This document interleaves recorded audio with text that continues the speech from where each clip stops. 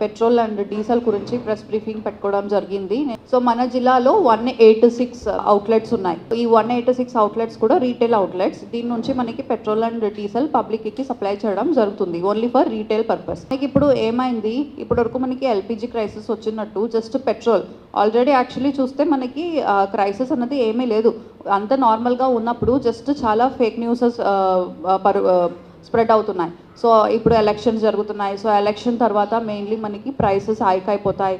So అంతా social మీడియాలో fake news like 10 rupees కానీ 20 రూపీస్ వరకు కూడా హైక్ అవ్వడానికి ఛాన్సెస్ ఉన్నాయి. అండ్ చాలా బంక్స్ అంతా మొత్తం డ్రై అవుట్ అయిపోతున్నాయి. సో దానికి ముందు మనం వెళ్ళి ఫిల్ చేసుకోవాలనే ఉద్దేశంతో మనం కూడా అందరూ కూడా చూస్తున్నాము, పెద్ద పెద్ద క్యూస్ ఉన్నాయి. సో ఇప్పుడు ఎందుకు ఇలా అవుతుందంటే, ఫస్ట్ ఆఫ్ ఆల్ ఈ రేట్ ఎక్కువ అయిపోతుంది అనే ఉద్దేశంతో వచ్చి అందరూ ఫుల్ ట్యాంక్ చేసుకోవాలని ఫుల్ ట్యాంక్ చేస్తున్నారు. అండ్ ఇంకా ఒకటి డ్రై అవుట్ అయిపోతుందని. యాక్చువల్లీ మనం ఫుల్ ట్యాంక్ ఎక్కువ చేసుకుంటున్నాము అంటే అన్నెసెసరీగా ఈ మన బైక్స్ కానీ కార్స్ కానీ వెహికల్స్ మాత్రం కాకుండా అందరూ మనం చూస్తే చాలా న్యూస్ క్లిప్పింగ్స్లో కూడా చూస్తున్నాము. అండ్ మేము పర్సనల్గా కూడా చూస్తున్నప్పుడు చాలా క్యాన్స్ టిన్స్లో కూడా వచ్చి ఫిల్ చేసుకుని వెళ్ళిపోతున్నారు.